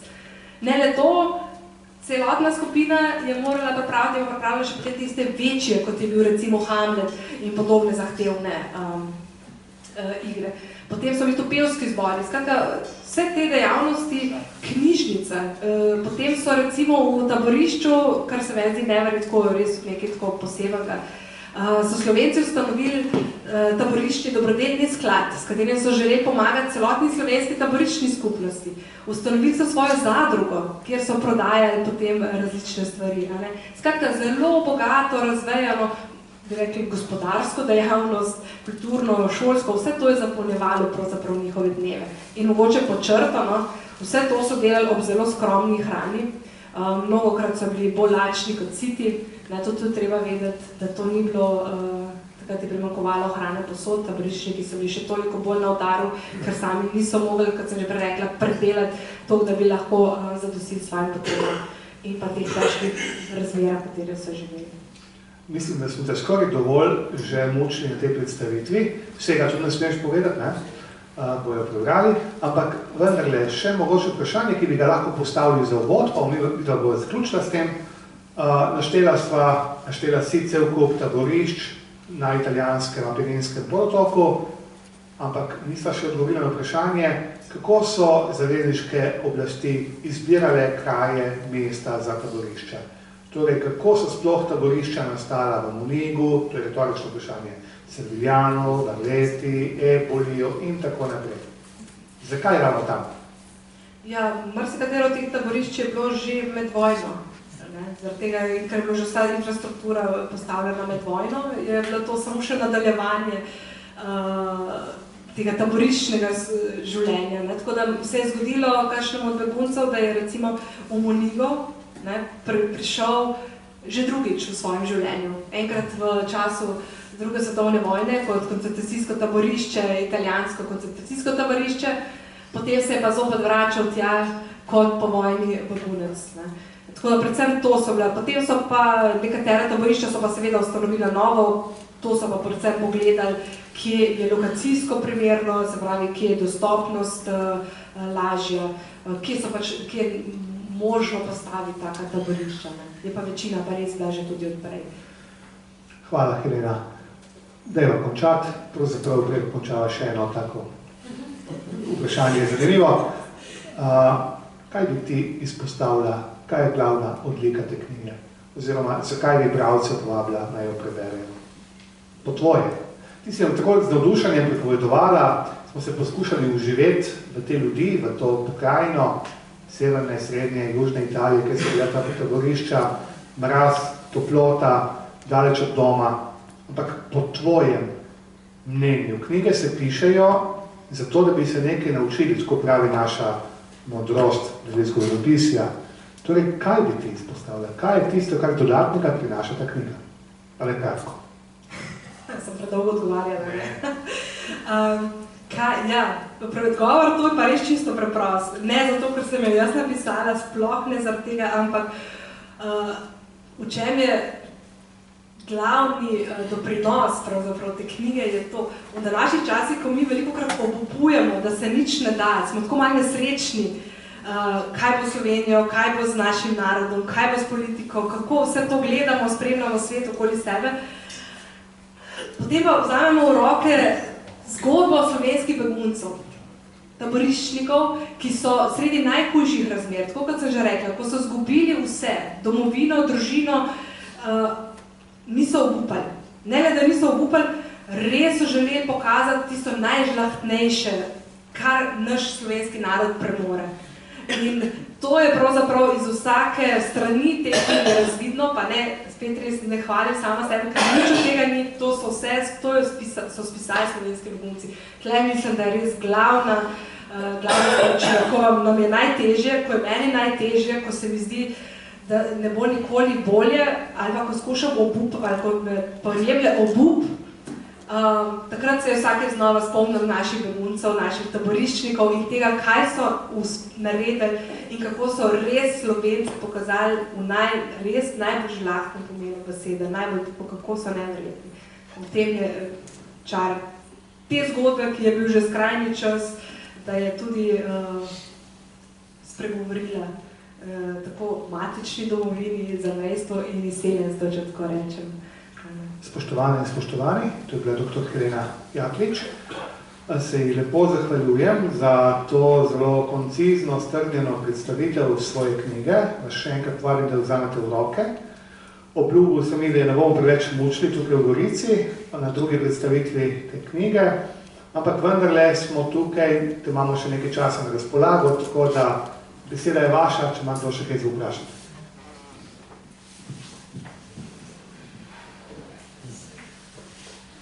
Torej, ne bi hotel biti pomemben, ker se oglašam, ampak se moram avtorici zahvaliti, ker sem del tega izvedel že iz člankov, ki jih objavlja v Zavezi.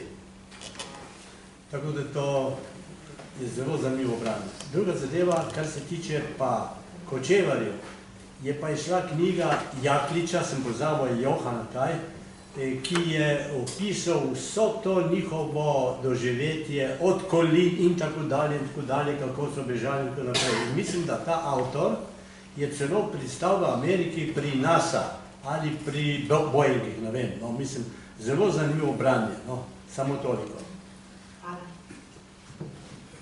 Torej, najprej kot vprašanje o Kočevarjih, ne? Torej, občasno, oziroma se pojavlja ta zahteva, predlog bivših sedanjih Kočevarjev, tudi s podporo Avstrije, da bi jih priznali kot manjšina v Sloveniji, ne? Torej, v Jugoslaviji, zdaj v Sloveniji. Imajo to možnost, da to dosežejo, imajo pogoje za to, kako je s to zadevo? To je eno vprašanje, če se šamo dve druge zelo kratki. Torej, večina teh beguncev, ki so bili po taboriščih v Italiji, so bili v krajih, kjer so imeli prej fašisti, ker so bili naši, tukaj predvsem primorci, v teh bataljonih speciale, so bili v teh krajih tudi, recimo. Ampak, večina se je potem selilo v Ameriko, severno, predvsem pa Južno Ameriko. Tisti, ki so se vrnili nazaj, predvsem na Tržaško, takrat je bila še vojaška zavezniška uprava, mislim, da jih niso sprejeli prav s posebnim navdušenjem, mislim, ne toliko zavezniki, kot pa Italijani. Dejstvo je, da nekateri od teh niso nikoli dobili državljanstva, so bili apolidi, brez državljanstva. Jaz se spomnim, ko smo kot študenti organizirali izlet na Koroško, je bil profesor Peterlin z nami v avtobusu in on ni mogel izstopiti na meji in se vrniti v Trst. Ni smel iti na Koroško. Torej, tisti ta odnos predvsem italijanskih oblasti do teh beguncov, ki so vrnili, je bil precej tako neprijeten. Če najprej k prvemu vprašanju, zdaj z Kočevarji. Vprašanje priznanja manjšine ni vezano samo na Kočevarje, ampak se to pravzaprav tudi štajerski Nemci so tu. Na Štajerskem je bilo veliko Nemcev in je to resnično zelo, ali imajo možnost uspeha ali ne, je stvar politike prvič. Z vidika Kočevarjev je pa tako, da recimo pri nas doma smo zelo nenaklonjeni temu. Ker pa jaz sem res ponosna Kočevarka. Tako kot sem ponosna Slovenka, sem ponosna Kočevarka. Ampak ne vidim, če želijo pač Nemci na Štajerskem to priznanje prav. Medtem ko Kočevarji niso nikoli v tem smislu bili Nemci. Kočevarji so živeli, jaz tako doživljam to, pač so živeli na tem strnenem območju Kočevske z svojim načinom življenja, svojim in z lepim odnosom do Slovenci. In Kočevarjev več ni. Danes v Sloveniji res jih tako malo, tistih čistokrvnih, če tako rečem, ker so starši tako po eni strani, po oče kot mama, Kočevarji, jih pravzaprav več ni. Meni se zdi veliko bolj pomembno, da bi Slovenija to kulturno dediščino, to njihovo zgodovino in pa to dediščino, ki jo pač danes zasledujemo na tistih še preostanku pokopališč, ki jih povojna oblast izravnala zemljo, da bi te stvari ohranili, da bi v učbenike prišla ta vsebina bolj v te zavesti, da tle je živela 600 let ena skupina res kot nekaj posebenega. V tem, ko priznanje samo pa je res, pač ja, Avstrija v tem zelo angažirana, to vprašanje vedno znova postavlja na mizo, ampak tle če si želite nekaj dodati. Pred drugo svetovno vojno je živelo na tleh Dravske banovine okoli 28,000 Nemcev. To je ta ostanek tega nemštva, močnega zlasti tako imenovanem Trnjavskem trikotniku, Ptuj, Celje, Maribor. To je bilo urbano nemštvo, pa predvsem Apaško polje je bilo pa nekaj podeželskega, kmečkega, nemškega prebivalstva. Ta manjšina se je z razliko od Kočevarjev precej nacificirala. Torej je pozdravila naciste, se vključila v njihove enote, sodelovala preganjanju Slovencev, ampak daleč od tega, da bi se vsi nacificirali. In po vojni je pač delila usodo vseh tistih, ki niso bili pokorni režimu. Nekateri upravičeno, nekateri tudi neupravičeno. Če berete Zdenka Zavadlava, našega štandeškega rojaka, ki je delal kariero najprej na Primorskem, potem na Štajerskem, on je bil namestnik načelnika Ozne za Štajersko, je lepo opisal eden redkih, ki je opisal, kako so streljali Nemce na Pohorju, pri Arehu, pa še kje drugje. Tako da so jih veliko pobili, veliko so jih izgnali, veliko jih je samih pobegnilo, nekateri so vedeli, zakaj so pobegali, nekateri so se bali maščevanja, nekaterim so pomagali pobegati, nekateri so bili zaprti in so potem šli iz taborišča in so potem preživeli, so umaknili v tujino, zlasti v Avstrijo pa Nemčijo, pa tudi v Argentino, Avstralijo pa Ameriko, so že države. Tako da danes V Sloveniji že 20 let, skoraj 20 let, ni popisnega vprašanja, koliko je narodnosti pripadnosti, mislim, da Italija ima isto, ne sprašuje več po narodnosti pripadnosti. Po zadnjem popisu, koliko vem, je bilo v Sloveniji še približno 860 Nemcev in staro Avstrijcev. Če združimo te dve kategoriji, ki sta navajali kot občevalni jezik nemščino. Velika večina je živela tukaj v Celju, v Mariboru, Ptuju, pa še kakšno mestece bi se najdlo. Tako da jih ni veliko. Nekaj intelektualcev med njimi je ustanovilo kulturna društva, ki si zavzemajo za priznanje nemške manjšine.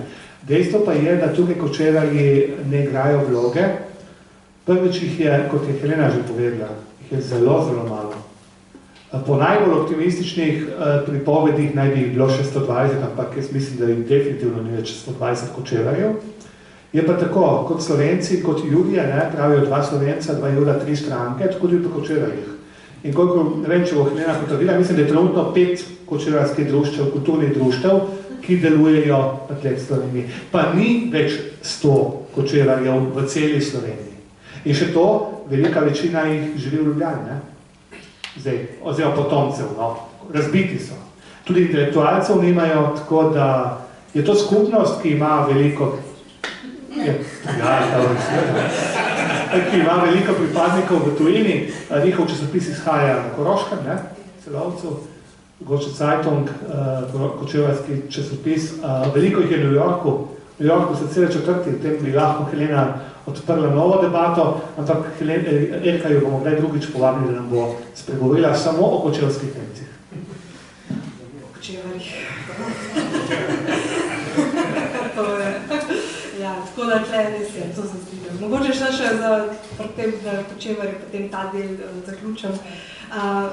Bolj kot zanimivost, sem se zdaj spomnila, recimo, ko moji sorodniki, spravi po očetovi strani, so vsi šli. Res se ostal je samo star oče, pa tisti nekaj, ki so ostali, so bili pobiti med vojno. In leta 1991, tako bolj zanimivo sta odnos tudi slovenskega prostora, pa Slovenije do pač nekdanjih njenih prebivalcev, kočevarjev, recimo, ko je oče vložil denacionalizacijo za pač potem to, ker so tudi tako zaplenili, pač premoženje bilo zaplenjeno, je trajalo 17 let, pa ne denacionalizacija. 17 let je trajal postopek ugotavljanja državljanstva. Namreč Slovenija se je sklicevala po leta 1991, vse do leta 2007, oziroma ne, še dalj, če je to, kdaj smo zaključili. Skratka, 17 let, to je skratka, se je sklicevala na sklepe Avnoja. Da je z avnojskimi sklepi bilo kočevarjem, skratka vsem Nemcem, tudi kočevarjem vzeto državljanstvo in oni ne morejo biti državljani. Se pravi, tudi ta odnos, da Vrhovno sodišče Republike Slovenije na totalitaren dokument se sklicuje, ko v takem procesu kot je denacionalizacija. No, po 17 letih, ko smo morali predložiti res tisoče in tisoče dokumentov, da niso bili nelojalni, da niso podpirali nemškega okupatorstva, mislim, okupatorja, so potem priznali državljanstvo. Tako mogoče za počrto, se pravi, kaj to biti kočevar. Ja, je pa res. Kočevari so se nalezali pri Slovencih točno tega, ali pa Slovenci pri kočevarjih, da res. Kjer sta pač 2 ali 3, takoj pride kakšen prepir. Drugač pa drugo, kar ste omenjali, kako so jih slabo sprejeli, enako slabo so sprejeli tudi Avstrijci, recimo Slovence na Koroškem, slovenske begunce na Koroškem, kar je razumljivo. Tu so prišli ljudje, ki so bili angažirani, izobraženi, se pravi, da to je bil zamejski prostor in kaj češ hujšega, kot da ti pride tu neko narodno upravljeno zavedni ljudje, ki zdaj aktivno želijo obuditi ta prostor in so res ti politični begunci, če tako rečemo, migracija je dejansko zamejstvo ponovno oživela. In to je sedaj. Enako so bili zelo slabo sprejeti tudi na Koroškem, ne le, se pravi, strani Avstrijce, ne le v Italiji, recimo strani Italijani. Kakšno vprašanje? Jaz z begunstva se ukvarjam še kot otrok, ko mama je pravila, kako je bilo, ona je bila begunka v Avstriji prvi svetovni vojni. in se vrnila domov sama. Oče umrl na fronti in mama in ostali brati in sestre so umrli za kakšna gripa, tiste broken the light. Potem sem slišal od begunci, od naših beguncov iz Istre. In tisto v negativni luči, ker Nemanja Panin, praktično so nam vzeli delo. Danes, kje smo? Nazaj begunci. Je razlika med begunci, kakšni grejo, da si rešiti življenje in kakšni za si izboljšati življenje. Zdaj je res, da je kakšna presledstva nad begunci ali kaj ta fenomen begunstva za reč je klaven. To ste mislili, da to te migrante, ki prihajajo danes? Ja. Ne, zato vprašam, ker tu po pravici povem, zdaj bom malo grobo, se obračujem, ampak dobim ošpice, ko danes, ko govorijo o migrantih in samo ko govorijo o teh migrantih, ki zdaj prihajajo, se spomnejo naših slovenskih beguncev po drugi svetovni vojni. Nikoli prej jih niso, nikoli prej ta javni slovenski prostor ni predstavljal. Zdaj, ko prihajajo ti migranti, se pa spomne in vedno znova s prstom pokaže, tudi naši begunci so šli po svetu in so jih ljudje lepo sprejeli.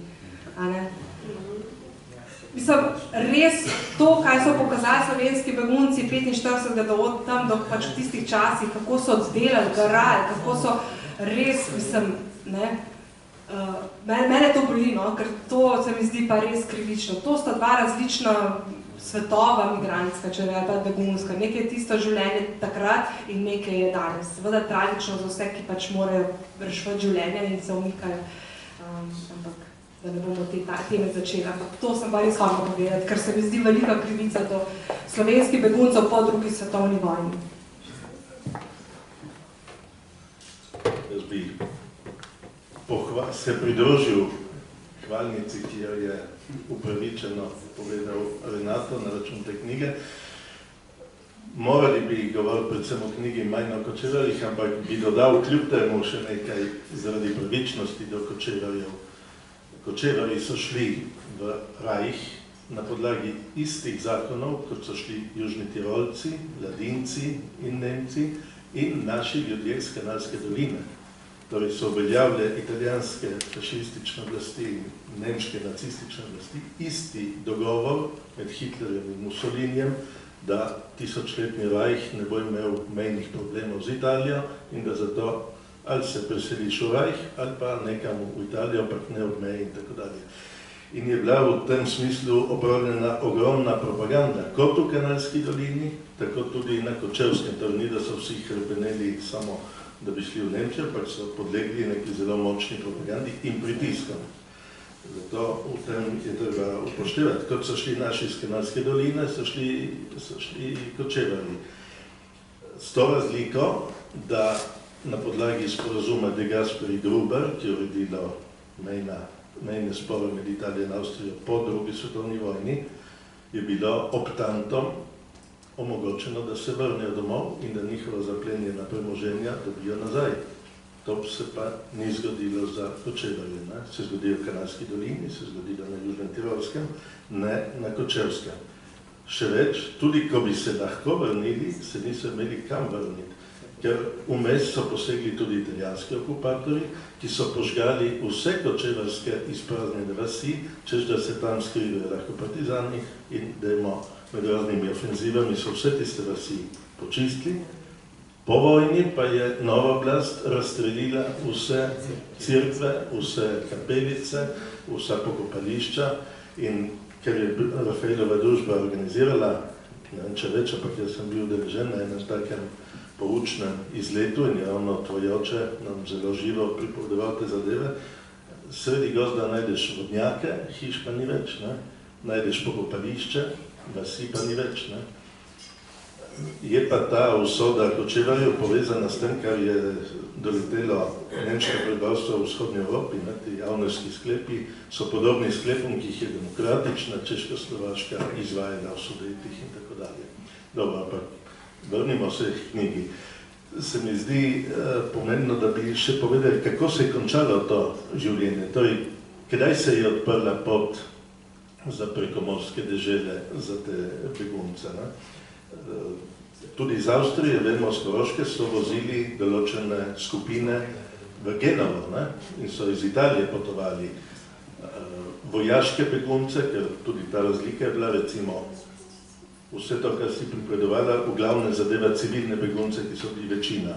Ampak primorski domobranci nekdani in slovenski četniki, koliko se jih je rešilo preko Soče, so pa živeli kot vojaki, še naprej pod generalom Damjanovičem, skupaj s Srbi, Hrvati in tako dalje, v Eboliju in tako dalje. In ti so jih potem prepeljali v severno Nemčijo in od tam iz Bremerhavna in drugot razvažali po svetu. Ampak kako je za večino teh beguncev nastopil trenutek, da so lahko šli in kam bi bili radi šli in kaj je bilo možno, kam so lahko segeli? Ja. Mogoče sem za pol minutke Kočevarjem, ne sem hotel povedati zato, ker smo ravno taborišči v Italiji govorimo. Točno to, grožnje so bile pred selitvijo zelo močne, da bodo Kočevarji, ki ne bodo hoteli iti, preselili v koncentracijska taborišča na jug Italije. To so bile pa zelo hude grožnje in zelo učinkovite. Sam to, ki še dopolnil, mislim, super, hvala za to. Ja, drugače, kako je bilo pa z odhodom, seveda vsem je bilo jasno, da večno ne bodo mogli teh taborišči biti. Tudi sami zavezniška uprava je želela čim prej ta taborišča sprazniti, zapreti, zato, ker to so seveda povezani stroški take sisteme vzdrževati. In zato so zelo, že znotraj taborišč so med Slovenci zelo slabe, mislim, take izkušnje, zelo so pritiskali na nje v prvi fazi, da bi se vrnili nazaj v Jugoslavijo, da bi se pravzaprav preselili nazaj v Slovenijo. In zato so sprejemali različne ukrepe taboriščni vodji oziroma zavezniška uprava že tudi, ampak potem tudi odvisno od samega taboriščnega vodja, koliko dosleden je v tem bil, od zmanjševanja hrane do omejevanja kulturnega življenja, šolskega življenja. Tudi te preselitve so imele en tak namen, da se ljudje zaradi teh selitev pač odločajo, da hitreje zapustijo taborišče in se vrnejo v Jugoslavijo oziroma v Slovenijo. Prihajale so v taborišča recimo repatriacijske komisije iz Slovenije, ki so prepričevali ljudi, pojdite, vrnite se domov, nihče vam ne bo storil nič hudega. Ampak predvsem recimo z Koroške imam pričevanje ljudi, ki so med temi repatriacijskimi komisijami prepoznali ljudi, ki so med drugo svetovno vojno bili njihovi likvidatorji njihovih svojcev. Težko verjameš takemu človeku, ki ti pride te stvari povedati, da zdaj si pa varen, ko prideš domov. Skratka, to je bilo ta prvo, da bi se pač vrnili nazaj v svoje domove, nazaj v domovino. To je bilo kot prva, ampak večina taboriščnikov se zato res ni odločila, ko so zbirali med svobodo in pa komunizmom, med tem, kar so čutili, da bi jih čakalo tam v Sloveniji, če se vrnejo ob teh povojnih pobojih in vsem tem hudem totalitarnem režimu, seveda je bila odločitev jasna, da so ostali zunaj. Zdaj, kam pa zdaj? Pa smo spet na sodobnem, recimo, migracijah, pa takrat. Takrat begunci, taboriščniki niso mogli kar se odločiti, jaz bi šel pa recimo zdaj v Kanado in bi šel v Kanado. Se pravi, vse države po svetu so pravzaprav zelo delale sezname, koga sploh potrebujejo. Potrebovali so pa predvsem zdravo delovno silo. Se pravi, toliko in toliko šivil, toliko in toliko krojačev in jih pri tem nikaj dosti zanimalo, da mogoče ima pa ta krojač, ta šivilja ali pa ta gradbenik zadaj še družino. In to je bilo za Slovence, ki so tako močno slovenske te skupnosti, ki je bilo veliko tudi starejših, veliko otrok, seveda zelo hudo. In se niso mogli za to odločati, nekateri posamezni oziroma sploh na začetku so tudi šli, recimo v Ameriko, v Brazilijo, so bile ponudbe v Čile, ampak vendarle so čakali, kako zdaj kam. Ne? In potem postopno so ta taborišča tudi začeli zapirati, so jih v prehodno taborišče Banjoli odpeljali in so tam recimo čakali potem odhode. In tu se je odprlo, zakaj Argentina. Ne? Takratni argentinski predsednik res dal soglasje za 10.000 Slovencev lahko pride v Argentino. Starih, mladih, tudi invalidi so bili dobrodošli, jih ni zavrnil. Zaradi tega je potem seveda med vsemi Slovenci večina odločitev, da gre tja, da gre v Argentino, da izberejo tja, kjer bodo lahko ostali skupaj. Seveda tudi to ni bilo tako enostavno, treba je bilo urediti vse papirje, tako da tle je zelo veliko angažma, res izredno velika močna korespondenca je potekala recimo med narodnim oziroma socialnim odborom v Rimu. Krek se je tu zelo angažiral in dnevna korespondenca z Janezom Hladnikom, duhovnikom, ki je v Buenos Airesu dosegel pri takratnem predsedniku Argentine, da je odprl vrata, se pravi Slovencem, da so vse te papirje uredili, da so omogočili sredstva zbirali, veste, tudi slovenski taboriščnik nima denarja, da si bo sam plačal tak pot ladjo. Tako da res prve skupine so potem, te večje so začeli odhajati potem že avgusta 47 in potem predvsem odidejo, večina je potem leto 48, tako na Koroškem kot v Italiji zapusti taborišče in odide v svet. In mogoče takole, da ne bom predolgo na te temo, samo ena takole, dve stvari. Ko so del slovenskih beguncev, na začetku sem že omenila, iz Banjolija v taborišče, tega tranzitnega taborišča, odkudar so odhajali v svet, odpeljali v Nemčijo, na vlake, so jih naložili na vlake in so morali iti, mi je prepovedovala ena od takratnih preživelih teh taboriščnic, kako so bili ves čas v strahu, da jih ne peljajo nazaj v Jugoslavijo.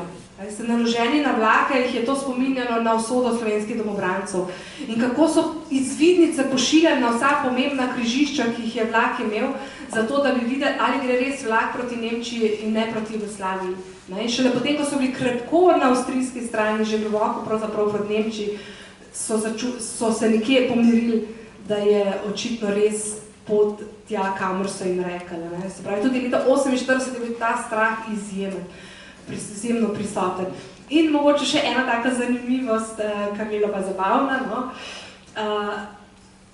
Včeraj so imeli prednost slovenski taboriščniki v Italiji napram taboriščnikom na Koroškem.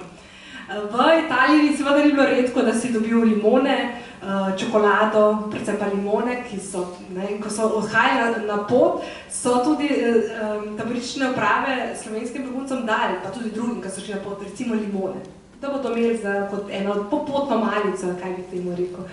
No in je tudi pripovedovala, mi je ravno ta gospa Alenka prijatelj, ki me je peljala po vseh teh domovih nekdanjih taboriščnikov, kako je njihova mama te limone vzela in za te limone zamenjala v Nemčiji, ker je bila limona nekaj zelo dragocenega, par limon. Je zamenjala za šivalni stroj, za lestenc, za kitaro, pa še nekaj takih par stvari.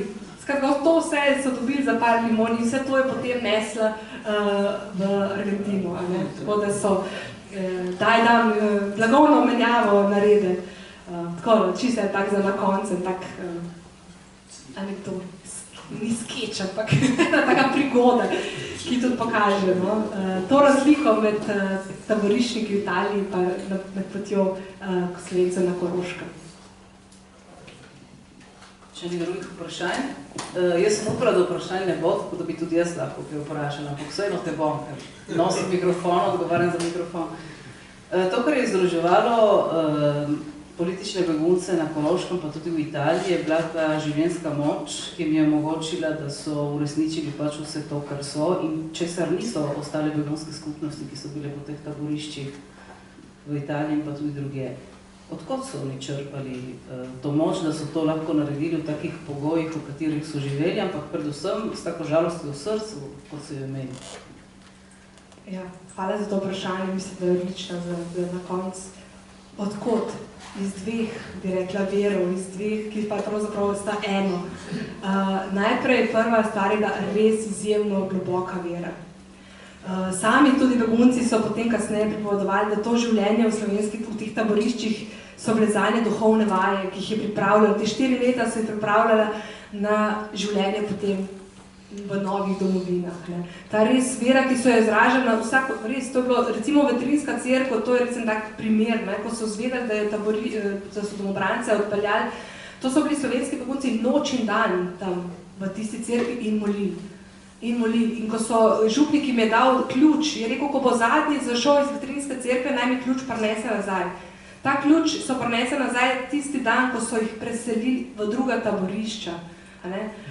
Ta prežetost vsega njihovega s to izredno, res globoko vero je bila prva stvar, ki mi je ta temelj ponudila, da v tem najhujšem preizkušnji niso omagali, ampak je iz tega osvetlilo res nekaj izjemnega. Druga stvar, ki pa ni nič manj pomembna in tudi pravzaprav se dopolnjuje, povezuje, izredna ljubezen do naroda. A veste, kolikrat sem bila jaz, pa mi dopustite biti spet malo osebni, kolikrat sem bila jaz, ker zgodovina mora biti neutralna, mora biti pač, ampak gleda res, ti ljudje, kako so bili to globoko narodno zavedni ljudje. Ta ljubezen do domovine, do slovenstva, do kulture, do jezika, to je bilo, to je izseva iz vsakega zvezka, ko ga jaz primem, ko sem ga recimo dobila v svoje roke v teh zadnjih 10 letih, ko to zbiram. To je res to, biti so to, da oni so bili res ponosni Slovenci, res narodno zavedni. No? In to zavednost, to je začutiti recimo tudi, vi imate verjetno tudi stike z Slovenci v Argentini, kdor je bil v Argentini, je to lahko začutiš. Zato to narodno zavednost, ki jo pri nas v matični domovini resnično manjka, ki je bila zaničevana. Ne? In v lanskem letu, to sem že večkrat povedala, ampak res, lansko leto je bilo leto Cankarja. In pri nas v Sloveniji smo res znova in znova poslušali o tem, kako je Cankar govoril kot o Slovenci narod hlapcev. In seveda, če ti to govorijo desetletja, se te prime, imaš ta občutek, da si res nekdo, ki ne more biti več kot hlapec. Ampak ko sem pa jaz gledala te stvari, ki so jih učili v taborišču, ko so imeli predavanja o svobodni Sloveniji, o samostojni Sloveniji, o državi Sloveniji, ko so učili o tem, da moraš imeti svoj narod res rad, da samo ko imaš svoj narod res rad, lahko spoštuješ drugega. Ni bilo ene besede v kakšnih hlapcih, tam nisi zasledil tega. Tako da te dve stvari sta res taki, ki nam jih oni tudi danes polagajo na srce. Ta ljubezen domovine, tisti pač, ki smo verni, pa tudi iz tega črpati bogatstvo za vse preizkušnje, ki te čakajo. No. In to jih je naplajalo, oplajalo, obogatilo, to je že njih žarelo. In to je z njih žarelo tako, da to vidiš v fotografijah, ki sem jih prej pokazala, tle se žal ne vidi. To so slike ljudi, ki jih gledate iz teh taborišč. En sam obraz ne najdete, ki bi bil obupan. En sam obraz ne najdete, ki bi bil siv. Kljub vsemu temu, kar so živeli v taborišču in kar so doživeli med vojno. Tudi samomorov. Tudi samomorov, tako. To je še ena taka stvar, mogoče tle mi grede omenim, sej verjetno vam je znano, ampak vseeno na mesto. Mogoče omeniti na Koroškem v Vetrinju, ko so vrnili slovenske domobrance nazaj. Ni nihče od Slovencev naredil samomor. Boste rekli, zakaj pa bi ga? Kaj pa je tako tazga? Ampak enako usodo so takrat na Koroškem doživljali tudi drugi narodi, predvsem kozaki, ki so jih ravno tako vračali nazaj v Sovjetsko zvezo. In številni kozaki, ko so zvedeli, da jih bodo vrnili nazaj, so naredili samomor. Številne njihove žene so skupaj z otroki so se vrgle takrat v deročo Dravo. Ker je bilo ta prehudo, ta usoda, ki jih je čakala. Medtem, ko nihče od Slovencev tega ni naredil in je res njihov, en od teh duhovnikov, Lojzi Luskar, Salesijanci, je res praktično do svoje smrti govoril o tem, kako je takrat se med Slovenci tudi zgodil res en izjemno velik moralni čudež. S tem stavkom bi lahko zaključili ta zelo lep večer. Ne, še? Ne. Gospod Poluk.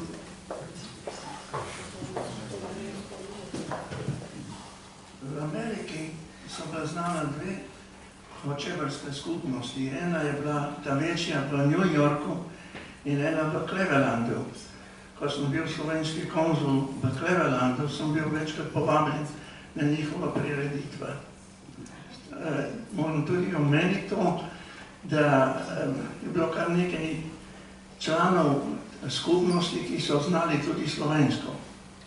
Ja, so tudi nekaj znali, čeprav je bolj ob tistih kočevari, ki so bili bolj ob obrobju živeli, so znali kočevar za slovenščino tudi. Medtem, ker recimo moj oče se je pri 6 letih naučil prvo slovensko besedo in sicer so ga to naučile redovnice v bolnišnici z Moli Cveti Angel. To je bila pač prva njegova slovenska beseda. Drugače pa ja, in zanimivo je to, da so tudi v New Yorku in v Clevelandu, zanimivo je to, da so se tudi tam našli. Slovenci in kočevari tam tudi resnici sobivajo, se družijo med seboj, tako da so tudi to prinesli iz domovine, to povezanost drug ob drugem. Res ste bomo morali še enkrat povabiti za kočevarje gotovo, ampak so tudi še druge tematike, o katerih bi lahko še govorili, na primer z Lenartom, smo že govorili o enem večeru, ki bi ga lahko programirali. Zaenkrat se ti v imenu vseh zahvaljujem za ta zelo lep večer, za ta žar, ki ga vedno imaš, ko ti prepoveduješ.